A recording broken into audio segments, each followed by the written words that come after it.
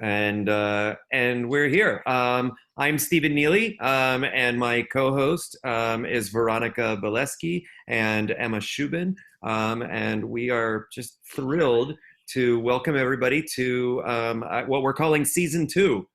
We don't really have a good plan on how to organize all of this stuff, but we met all summer long and racked up 13 or 12, 13 meetings plus 5 master classes.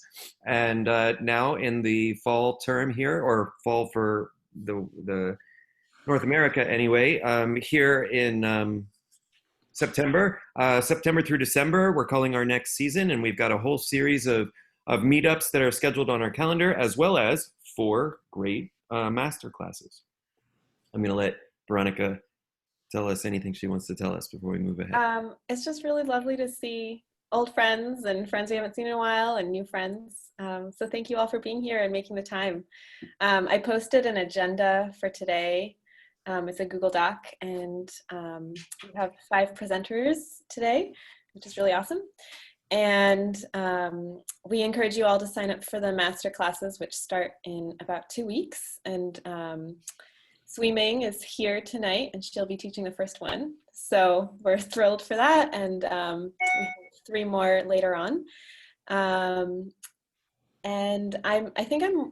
before we introduce the presenters, I just wanted to do the breakout room tradition, right? So we're going to put ourselves in groups of about 3 or 4 people, and if you could just introduce yourself to the couple of people in your breakout room, you'll be put there automatically. And yeah, tell them who you are, where you are, who you teach. Who you teach. Very good. So you only get about 2 minutes for this. So you got to go kind of quick. You ready?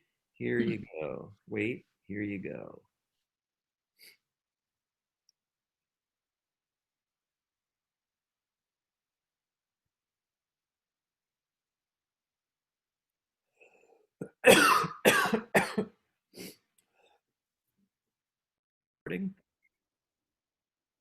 Hopefully you had a just enough time to say hi to somebody and wish you had more time. That's the plan. That's the Eurythmics teacher hook. That's what we do. We get you just enough to feel like you want a little bit more. And you could have done better if I had just given you a little bit more time. I could have done better. That's what it's supposed to feel like. We've got a couple people to present tonight. Veronica, do we want to introduce everybody first and just say just so that people know what order. So we keep these presentations to 5 minutes so that we have enough time for everyone and to save some time for discussion. We have 5 presenters tonight, and then 1 question that someone emailed to me, and I don't think she's here, but it's a discussion question and kind of like a polling of information. So the presentations are in this order: Stephen Neely, Chris Rose, Francoise Lombard, Cindy Fox, and Mimi Zhu. Did I say it right, Mimi? Zhu. I practiced. Mimi Xu, you're doing very good. Thank you. Okay, working on it. And I will give you a 1-minute warning. And again, it's not to be rude, it's just to give everyone enough time. So without further ado, Stephen, the floor is yours. Okay, so hey everyone. We at Carnegie Mellon, so I teach at Carnegie Mellon University in Pittsburgh, Pennsylvania, and I teach all of the Eurythmics classes there. Altogether, this semester I have about 110 students split between the freshman and sophomore cohorts, and these are required 4 semesters that all of our students participate in. They get about 150 hours with me required in their music major curriculum. And so when COVID hit and it was time to, wait, I'm sorry, I'm hearing a echo background. So is it me, or can I ask you all to just to mute? Thank you so much. When COVID hit, we were all, of course, just thrown to the Zoom back in the spring, and it was really uncomfortable and difficult and frustrating. And I was super depressed about it because I just felt like I was doing terrible work and barely serving my students the way that we're all accustomed to. And so then I had a good summer to both work with actually a couple of you and a nice group of adults. We did teacher training and some advanced work. And what was really nice about working with adults who didn't need a transcript, was we were able to be a bit more playful with it and to do some continued experiments with how to deliver. And one of the nice things that came up in my classes is that a number of my students chose to take my Zoom class outside because they had good internet connection and had good cell phone service. So why not? So they took their little cell phone and they put it on a stump in the park, and they participated in the same class through Zoom, but just outside. And it was wonderful because they had great light and they had lots of room to move around and they could leap and frolic, and it was great. Unlike my very sad undergrads back in the spring who were stuck at the foot of their bed in like a 2-foot square box, and it was just really hard for them to be able to move around. So one idea that came up over the summer was outside is good.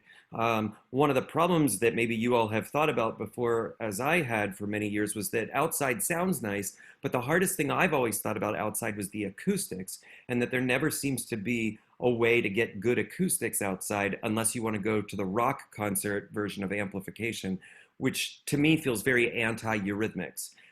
My normal Eurythmics studio has a 9-foot Steinway Concert Grand in a room just big enough for like a class of 20 movers.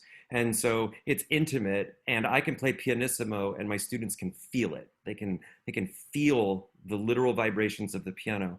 And so outside, we've just never been able to pull that off. But because I had extra need to solve the problems of my life, I dedicated a lot more effort to trying to figure it out. There's a thing called, so I did some investigating and have been snooping around all summer. There's something in New York City called Improv Everywhere, which maybe you're familiar with this group. And they are sort of the kings of the instant flash mob. They're able to somehow corral sometimes 500 or more people all at once and make them look like they're doing something with no rehearsal. And they're just like amazing at it. And one of their projects is called the MP3 experiment, where they have everybody download a playlist and an app, and then they announce to their mailing list, show up at this hillside in Central Park at the assigned time. And everybody shows up, they download the app, they download the playlist, and when they push play on the app syncs everybody's playlist to play at the exact same time. So everybody on the hillside is listening through headphones to the exact same music at the exact same time. And there's a narrator who then tells them what to do. And then hilarity ensues as they do silly things that the narrator makes them do. And so there's a way for a shared experience to feel personal outside. And so I thought about that a lot. And then there's this other thing that you've maybe heard of called silent disco, where you can pay a cover charge. Okay, 1 minute. Is that what you said? That's ridiculous. You pay a cover charge and you go to a club and they give you a set of headphones and a power pack and you can hear the music that everyone else is playing. So the only thing left to solve was what is the technology that lets me do it live instead of pre-recorded, and FM radio was the thing we came up with. So what we've done is set up a mini FM radio station on my college campus on one of the beautiful lawns, and my students show up with headphones. We gave them all FM receivers, and I have a digital piano, which is not as good as my Steinway, but it's working, and I have a microphone, and I have a computer that can also play audio, and anything I play, say, pops up in their headphones, but nobody on the outside of us can hear it. So it's really funny, like silent disco, that no one else can hear unless you're in the club to have the headphones. And I'm going to steal an extra minute because I helped organize this thing. So here are a couple quick pictures. So this is my, can you see? This is my studio. Yep. This is my new studio. Oh, come on. It's not going to let me page through. Darn it. All right. Darn it. I really thought I had that working. How about this? Can you see? You can't see that, can you? No, we just saved the cut. Resume, share. How about, no? No, darn it. Okay, hold on. I'm gonna try again. Here. Do you have the video that you sent me of like the people moving silently? Yeah, I'm gonna totally show that. I'm gonna show that. I swear I'm gonna show that. And I'm gonna do it really fast.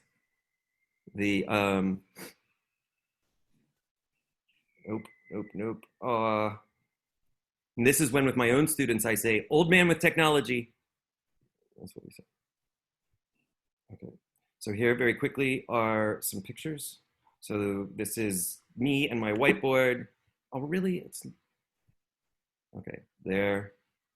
I assume you can see these things. There's the Zoom screen because I not only have students on the field, I have students in Zoom who are looking at the field and they're participating at home. That's my classroom. And so far in Pittsburgh, I swear to you, every day that we've met this semester, the weather has looked exactly like this. You'd think I lived in Australia. Okay, and then I'll show you a little video. These are not like amazing because they're real. So let's get to share screen. So here's one. So they can hear the music that I'm playing. Sing the 4/16. And you can maybe hear them kind of humming in the background because in that particular exercise, they're conducting and stepping, and they're singing the rhythm that they're stepping as they go through. And I can give you one more, and then I have to give the floor back to someone else. Share the screen, quick time. Here's another one, 17 seconds of something. Surround the half note with quarters, increases rates.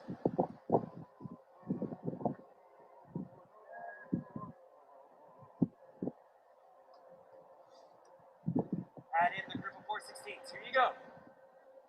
And so that's more than enough, just to give you an idea of kind of some of what we're playing around with. I'm sorry I took extra time. That was very, very rude of me. Good. Thank you, Stephen. Go team. Nice. Chris. Hey everyone, it's already cold here. It was 30 degrees when I woke up this morning, so I can't teach outside, but I am teaching in person at Bennington College in southern Vermont. I teach liberal arts undergrads. They are allergic to the word correct. They hate correctness, so I'm from the conservatory world, but today I'm going to do a little thing with figure and ground. So here's a little ground for you, and you can find a way to move this in your screen. You don't have to see me if you want to go back to gallery view.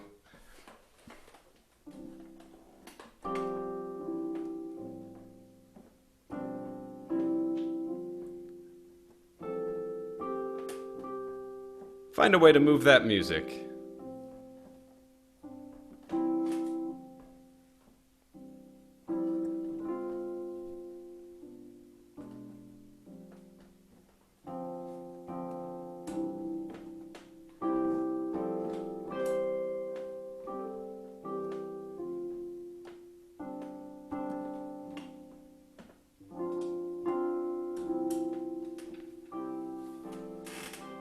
And I bought a looping pedal so I could create the ground. And then maybe I invite the students to step the ground. Flag me down if you can't hear me. Great, so you're moving the ground maybe with the lower part of your body. Find a different way to move it. Give it a different shape. Take up space in a new way. Great, and then with the other part of your body, I'll play a little melody on the trumpet here, and you'll find a way to echo that just with your movement.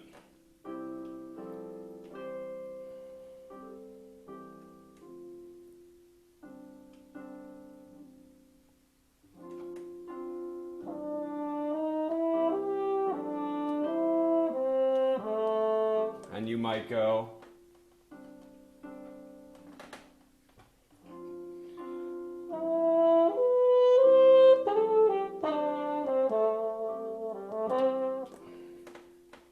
And my students are great at memorizing little melodies, so I get weird pretty soon.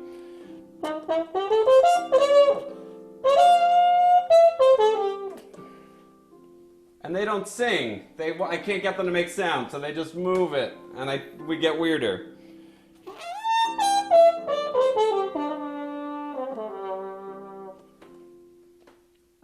Maybe a little shorter now.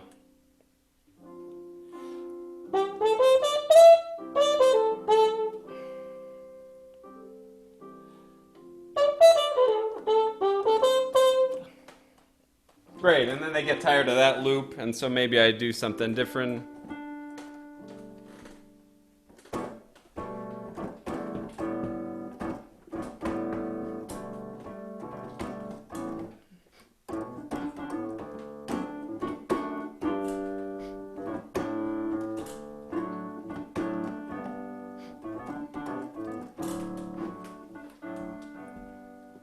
And now we try to get him to make a little bit of drum sound. So we might go, let's make a drum beat.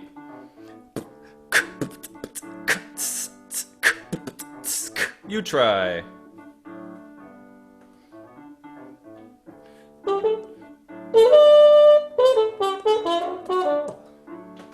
Let's make some sound with our mouths now.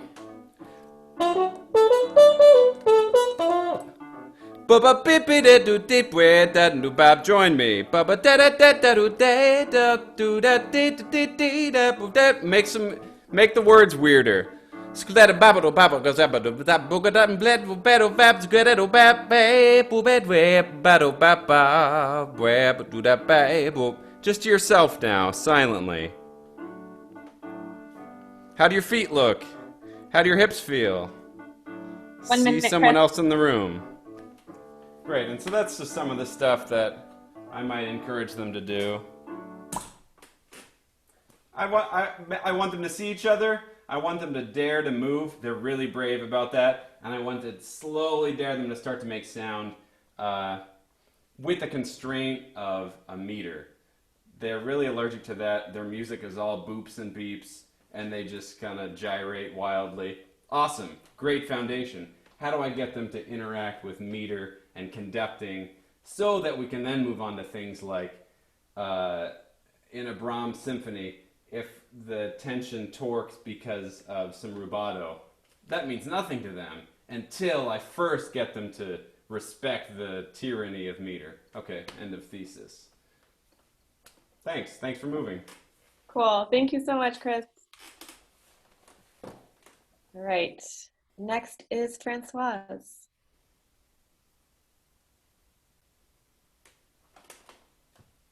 Just make sure you unmute, Francoise. Yes, that's better.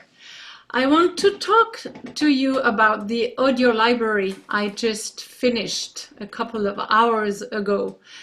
I did an audio library with improvisations that I played on the piano on different elements of the music. I have been recording exercises for the pulsation, phrasing, meter, rhythms. I even played some dances and some counterpoint exercises and so on. And the reason why I did that is because I'm teaching not only a professional Dalcrozian, but also amateur, non-professional people, music teachers. And they love to do Dalcroze, but they say they cannot use anything in their classrooms just because they are not used to improvise. And some of them asked me if they could record my own improvisations during the lesson. And I said, no, this is not going to sound well, and it's a little bit too risky also. But I decided to do that at home because I have the chance to have a recording studio.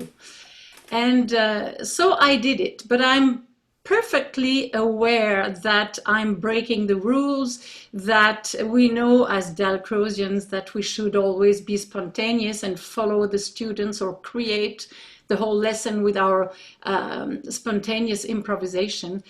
And I still believe that it's very important, but I thought that it would be good to give access to as many people as possible to a kind of a music education integrating some movement.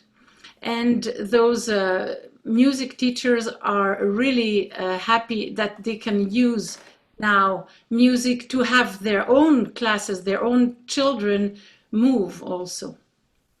So it's quite strange because when you have a recording, people have to follow you. There is no way to.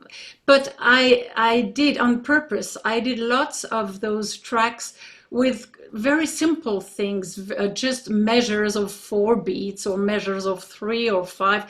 To give space and freedom to the students, and to give also a lot of responsibility to the teacher, because the teacher has to listen to each track very carefully and to find also his or her own ideas about what they can do. But in order to help the teachers knowing what they can do with all those tracks, I asked Lisa Parker, who is here, and also Chengfeng Lin, my colleague of Toronto, and also Mary Bryce. And the three of them were wonderful. They helped me listening to, well, they listened to the music and they helped me find the right way to explain and to the good ideas that we could suggest.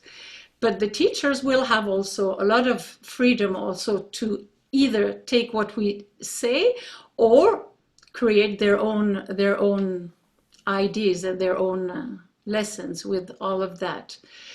This material is also aimed at professional Dalcroze students for the improvisations.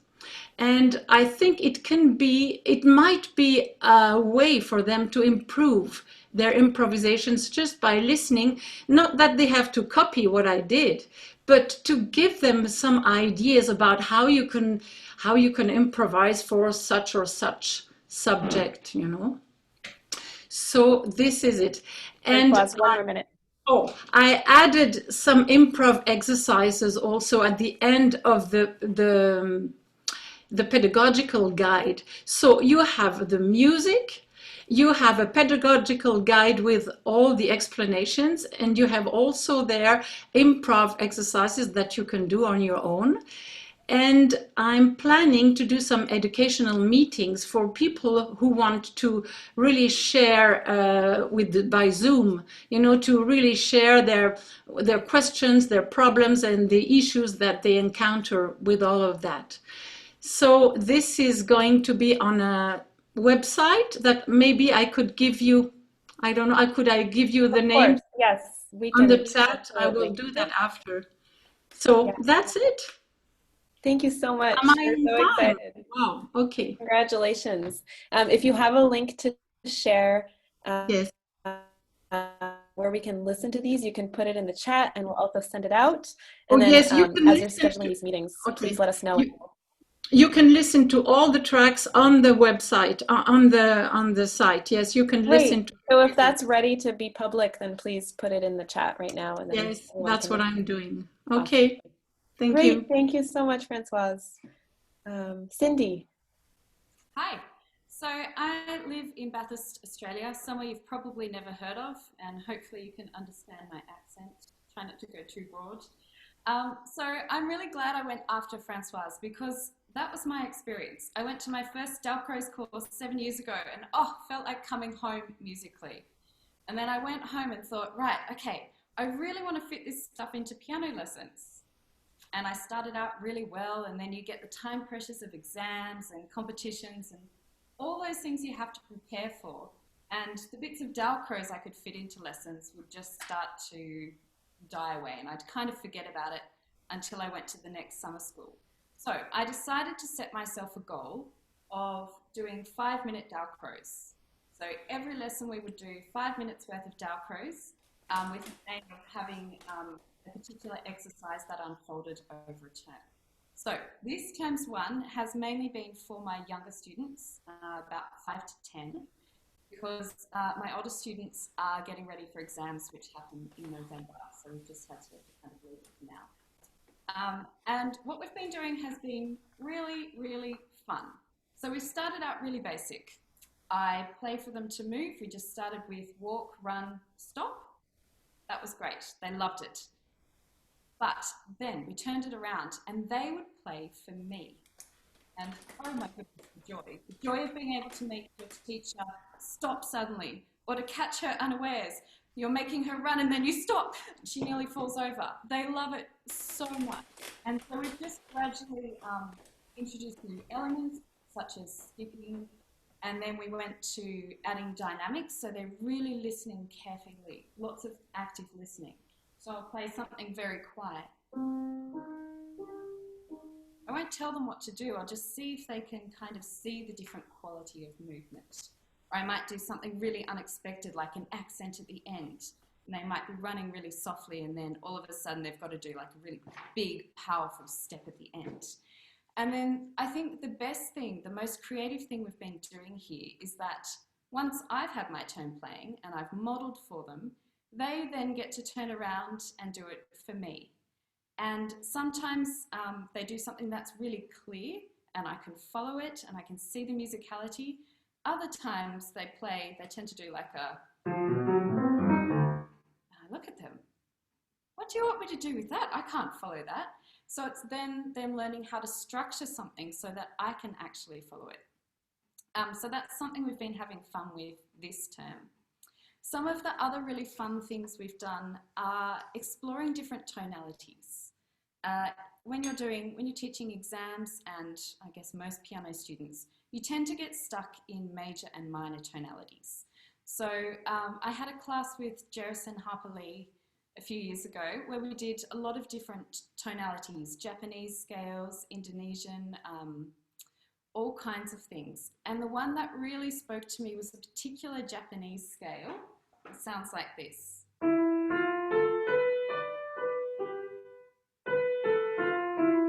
It's good if I can play it. And it just really spoke to me. It's such an evocative scale. So I took that back to my students and we started working on it. So some of the students learnt just the scale. That was kind of what they managed over the 10 weeks. Some of them we started by changing the rhythm. Then we added different intervals. So they might just start by doing. That's pretty exciting already. Then they might miss a few notes. And suddenly you've got melody happening. So some of the students... 1 minute, Cindy. Some of the students would just get a few steps on the way. Other students managed to create 4-minute improvisations with structure, harmony, all these kinds of really cool things. I've got a few students who love improvisation. It's what they live for. And so it was really good to be able to extend them with different tonalities that we don't really use in Australia all that much. Yeah, what else do I want to say? I think, you know what, for each topic, I always had a roadmap in mind of what we might do creatively. Some students kind of, as I said, got to the first few levels. They might make it through the first 3 steps I had in mind. Some of them would just gallop and I'd be having to invent all these different like little side routes that they could go down. Or hang on, we could go here, we could try this different thing. And so it was really nice to be able to give them a different direction in music because often I'm the only musical input they might have in their week. And that's it. Cindy, awesome. Thank you so much. Mimi. Hello, everyone. My name is Mimi Xu. I'm from New York City. Thank you, Veronica, for inviting me. And I feel so pleasure to be with so many Dalcroze mentors here on the same chat. And I'm so happy to be the last one because each presenter today, everything you did was really bring the joy and music to your students, just with a little tweak. And that's exactly what I've been doing. And I think from March till now, especially this past week, I've been teaching Zoom to my K through 8 students. And actually, be honest, I was really nervous. In springtime, we were doing asynchronous, and I was doing some Dalcroze Eurythmics with some Suzuki program at Queen's College. But now with grammar school, when I have 20 students or 16 students in one big screen, I was kind of, what am I going to do? And so this summer, I was taking time. I attended Longy's Dalcroze program. I attended Neus Fernandez, the Pagimba program from Barcelona, and I taught with Jeremy, the DSRDA's Academy. And I realized everything we want to share with our students in all levels and all ages. And no matter we are seeing them in person or through Zoom, I think we want to deliver the same experience, deliver the music to them, for them to feel that, to sense that. So I have to constantly remind myself that is my goal. No matter how techy we are, I think I'm traveling through the space in the New York City apartment. As you see, it's very small. So I enjoy doing stretching and get myself ready and turn down my motor so I can travel through and guide my students.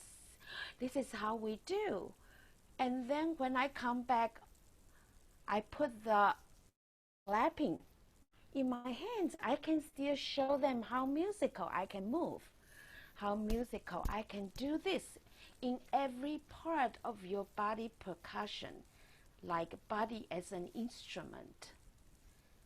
And so I constantly remind myself that is my goal and that is my mission, no matter I'm teaching my students in person or through Zoom. And taking a deep breath when I'm passing the ball to them. At the beginning, I was so nervous, but then say, okay, this is how we get ready. Everybody get your hands up. Okay, now thank you, Ardith. That is gorgeous. Yes, Veronica, Chris, beautiful. So everybody get your hands up. Ready? Pass, pass, pass, pass, and stop. I'm serious. You look gorgeous. Pass, pass, pass, pass, pass, and stop. And pass, pass. Love how you use the space. Pass, stop. Pass, pass, pass, pass, pass, and stop. Thank you very much for participating with me. You have 1 more minute, Mimi. Thank you. That's good. So I really watch my class. Look at every screen, look at everyone, make sure we are all together. And last spring when Sandra talked about the audio recording, in springtime I also make lots of audio recordings sent home, and imagine I'm teaching my students, I imagine they are in my head. Okay, oh Rebecca, can you jump in this way? Johanna, wow, I love the way you curl. So you put all this imagination in your head when you are teaching, even you don't see them or even you see them in front of you. And I learned from my partner teacher this summer, Lauren Hutchison, she's here too, like really slow down when you talk. That's something I'm reminding myself. Give your student room, like Francois was saying about, you are delivering very simple lesson plan, but you give them room to use their imagination, creativity, with a little tweak. Thank you. Thank you so much, Mimi. You're welcome. Wow, what an awesome, awesome group. Thank you, Stephen and Chris and Francoise and Cindy and Mimi. And I also have to say, I just love how everyone mentions someone else who has influenced them, right? A teacher or a colleague. And it just shows how connected we all are and how much we all learn from each other. So I know that Alice Mosley emailed me a question that we can throw in, but first let's open the floor for discussions, questions, comments on these 5 presentations. You can type something in the chat, you can wave at us, and I see Leslie is ready to go. when Stephen started talking about improv everywhere, I did some of their things. And the really cool thing about it is you're outdoors and people are seeing you and it's like a secret. So you're really committed to this secret. Like, I think it makes the students really super committed. And I remember at CMU, I wanted to do it with pre-college years ago, but it was before people even had iPads or iPods, I mean. Yeah. So hardly anybody had them, so we never ended up doing it. So I'm really glad that somebody's out there on the cut, secretly doing this stuff. Yeah, And we were worried. I was very worried about onboarding freshmen, this being their first experience. And it's like you're in the middle of everything. There's public everywhere. There's people walking around. They can see you. And I was worried just about how sort of in the fishbowl they would feel. But but having the headphones on, you really feel like you're in a private world. And it feels really intimate. And I can whisper in their ear. I have to keep reminding myself. In fact, the silly thing is I never realized, but apparently I mutter to myself whenever I turn my back to my class to like walk back to the piano. Like I'd like mumble things. I've never even noticed. But now I'm like mumbling and they can all hear everything that I'm saying. What do you mumble? Like I don't know, but it couldn't be good. So I've had to really be careful. Or if I have to like clear my throat or cough, I have this like Britney Spears microphone on the side of my face. So I'm always like trying to mess with it. There's been some neat things. yeah, well, the commitment is really there when you're in that private world. So it's a really cool thing you got to do. So great. Nice to hear about it. Who else? Is there anything? I had a question for Cindy. If you stay to the 5 minutes and you just stop that Dalcroze exercise in the middle of the 5 minutes, because every time I try to do something like that, I ended up taking 20 minutes for it. I'm like, and your piece, like, please play it now, you know? Like, it's hard to stop. I have to be quite disciplined, and that's why it's quite, sometimes we don't get all that much done over a 10-week term. Sometimes it's, you know, the younger students might not get very many steps through just because I do try and keep to that 5 minutes. I kind of have my phone there and I just keep checking the time, but I'm really good at judging 5 minutes now. So it's pretty easy to do now that I've been doing it for a while. That was obvious. Obviously, I do not have any of that rehearsal, judging 5 minutes. Thank you, Cindy, so much. It was really wonderful hearing, and really just hearing you talk, like the joy that you brought to it while sharing the story was like extra wonderful to hear. Chris, I just wanted to applaud you for not only playing the piano, but for playing the trumpet as well, and finding ways to put that into these Dalcroze classes that are so traditionally led from the piano with people being able to talk at the same time, and for you to demonstrate ways where that actually isn't the only way. I just love that. I was so pleased to hear that. Johanna, right? You have a question? I wanted to say thank you and congratulations to all of them, and for having the fun in it, and especially Mimi. To admit when we are afraid, we can overcome that fear, you know, all the technology that goes with it, with a little humor and yes, that it's music. It's our thing that we love, that we portray and give some hints, and yeah, and we show how we love it. And that was very good. Thank you. Thank you. Thank you. Someone else? Sandra here. Sandra? Françoise, I'd like to say how much I like this idea of yours about recording all these things. You know, people have said to me over the years, oh, why don't you record your improv? And I said, oh, how will I do that? But it's a very valuable thing to do, you know, if you've got a recording studio, because I think it makes a difference to people, especially people studying improv. They actually need quite a few examples.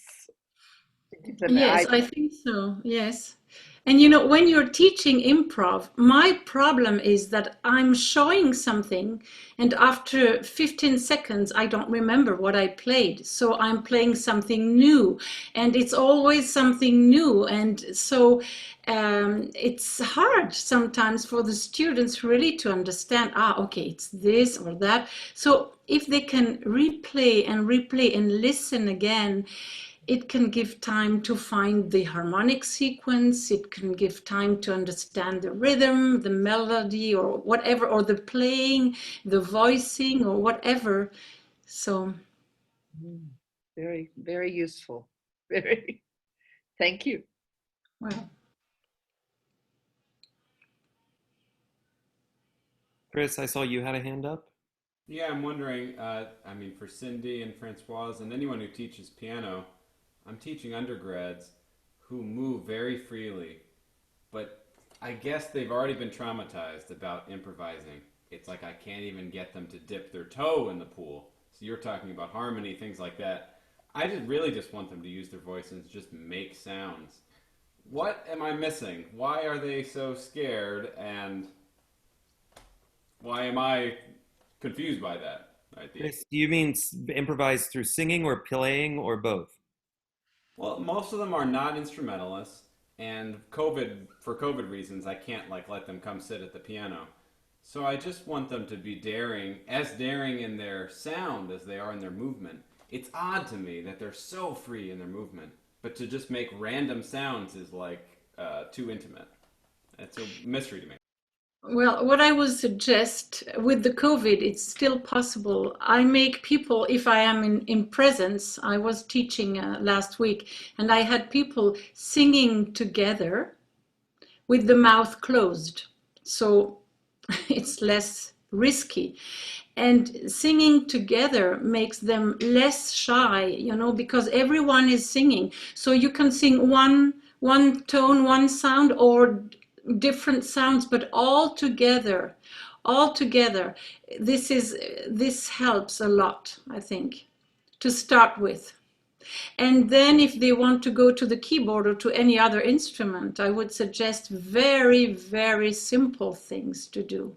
You can even play with one finger, or but starting with the voice is, of course, something really good. And with the mouth closed, you feel it in your body also. It gives something like a self-confidence,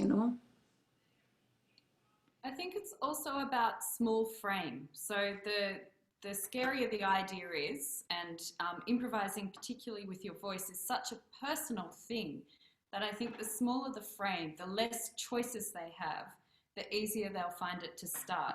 So if you want them to be exciting and dynamic at the end, then you've got to start from this really small place of, can you make one sound? Okay, then can you make another one? What can you do to connect the two? Then you can gradually, over 10 weeks or maybe an entire year, work up to something that's a bit more exciting. I think Rebecca Campbell was going to jump in, and then Lisa.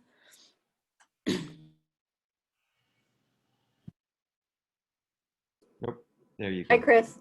I was just typing. I wonder if you have ever tried having them tell a story without using words, but using sounds. So sort of removing them from tonality, removing them from whatever you're playing, and have them start to play with their voice or accompany each other when they're moving, or accompany themselves. So if someone does a gesture, we're used to being able to play that gesture on a piano, but if we play that gesture with our mouths, so if I go like this, and then you have everybody say, what would you do with that? Whoop!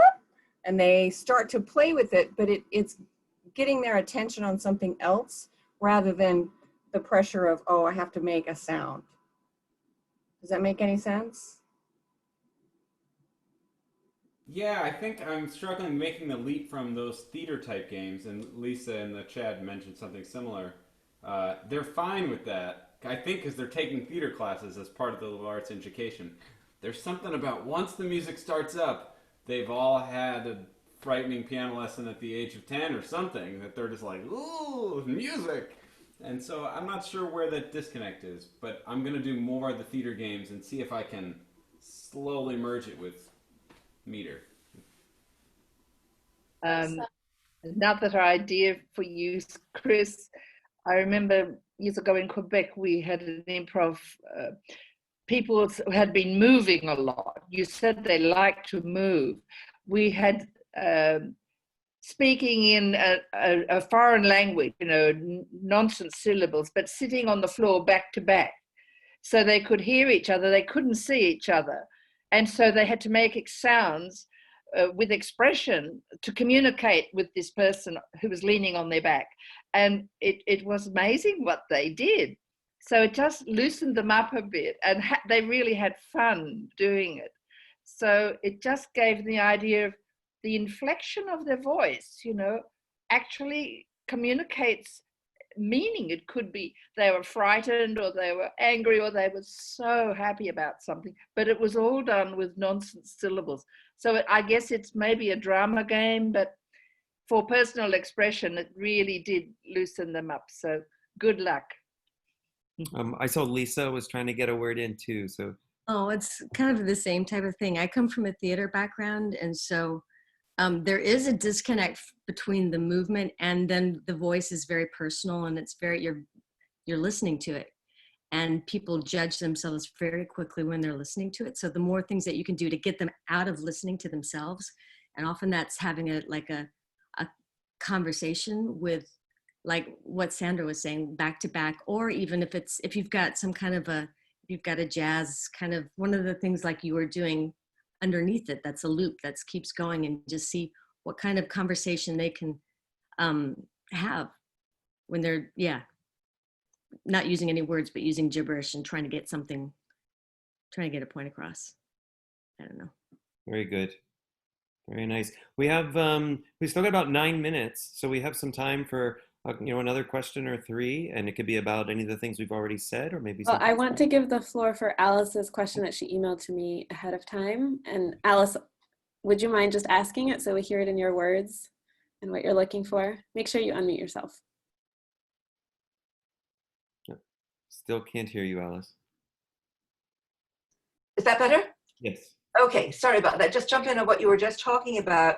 It reminds me the kind of theater gibberish conversation, but making yourselves understood reminds me of something I heard Bob Abramson had done. I didn't actually have him teach me that in the class, but using solfege to say things like, do, re, mi, how are you? Faso. And it was quite funny using all of the solfege syllables, not to sing them, but just to make up a conversation. And I think it's a little bit like that. Perhaps it gives people a hat to, or a hook to hang their hat on, using some kind of easy nonsense syllables like that. As for my question, it was really, I'm supposed to teach 4 and 5-year-olds, and I've recently broken my ankle. So I'm not going to be able to leap around like you like to do with 4 to 5-year-olds. And I was wondering if part of the time I can use, I think, to go to YouTube. But I was wondering if there are any Dalcroze YouTube videos for children of that age that might be self-contained, because very often it just shows you the end result of some perfectly performing children, but not the stumbles of how the teacher got, actually opened up the process. And I was wondering if there was that, like even a five-minute blurb on YouTube, if anyone has that. Could suggest anything like that.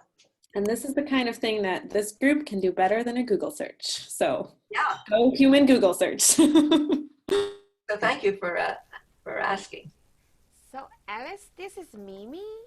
I think Aaron Butler from New York City, he put up a few Dalcroze lessons on YouTube with himself teaching, and his daughter is participating in the video. Oh, nice. And how do you spell his name? Aaron, did you say? Aaron Butler. I can type it in the chat for you. Okay, wonderful. Thank you. Okay. Thank you. And Lisa, oh, Lisa already did it. Thank you, Lisa. Oh, let me get to it. Thank you. Aaron Butler. Okay, gotcha.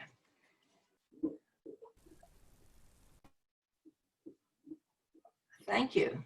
Alice, are you looking for videos so that you have ideas for how to teach, or you want videos that you can actually just send directly to your students and be like, go do this video? Yeah, I would like that.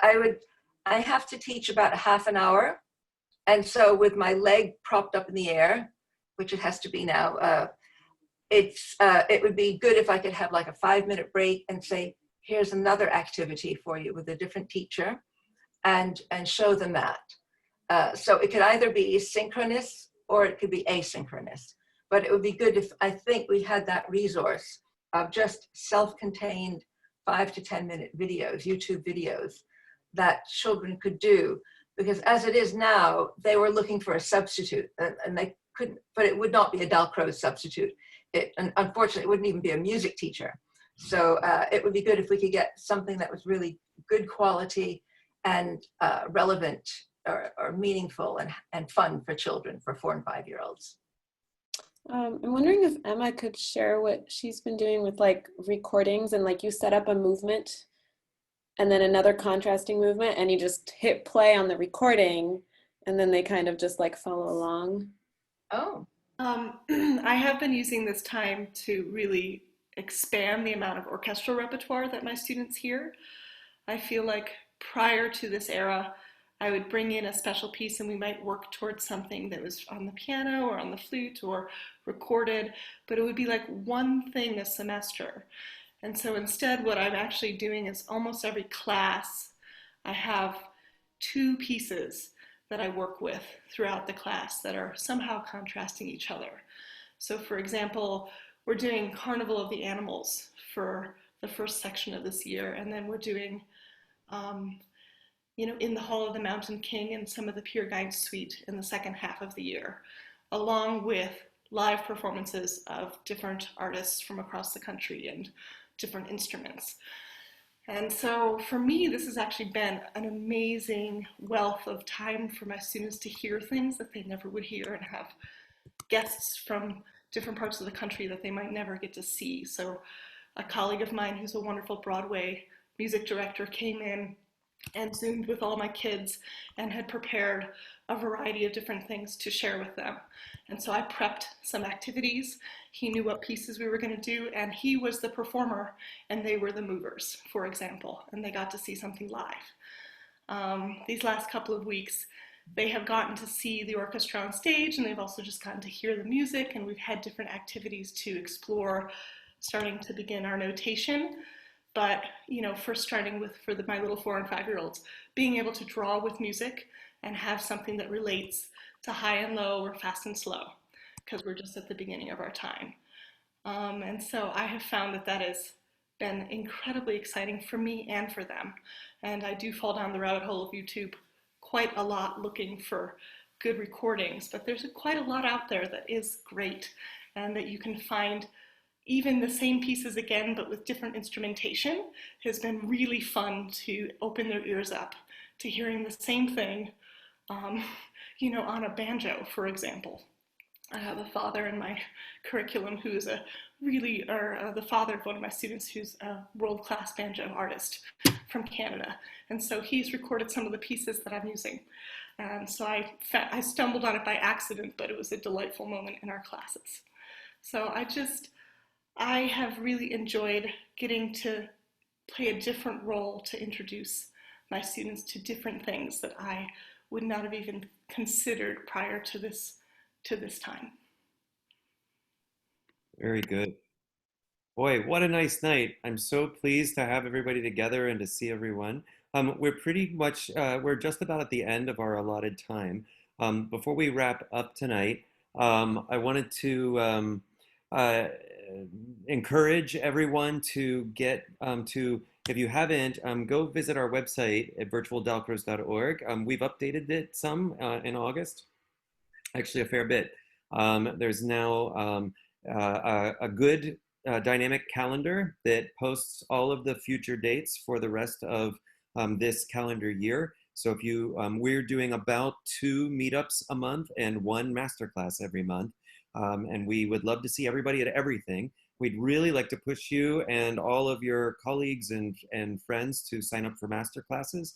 Again, our first one of the second season is with Sui Ming, who's here with us tonight. And so we're so excited to feature her. And so we hope everybody will join us for that. So you can see all the lowdown on the calendar. You also can subscribe to the calendar. And if you maintain a Google Calendar or an Apple iCal, you click one little button and it'll automatically always keep the right dates and times in your calendar in your time zone. And so you can get all the adjusted time zones just for you in your calendar. So you might consider doing that. There's then a page for our archives, which will send you over to the YouTube channel where all of these meetups live. And so you can go over, and we've started to catalog what was said in each of the meetups. And so if you want to remember, oh, where was the time that so-and-so did a thing, there's a good chance that that'll be listed out. And so you please go and check that out. The master classes are listed out on a page of their own, with both the first season master classes and now the second season are all updated with all the information. And there's an easy way to get on the mailing list. So if you want to direct somebody as to how to get the emails that Veronica sends out, it's all there.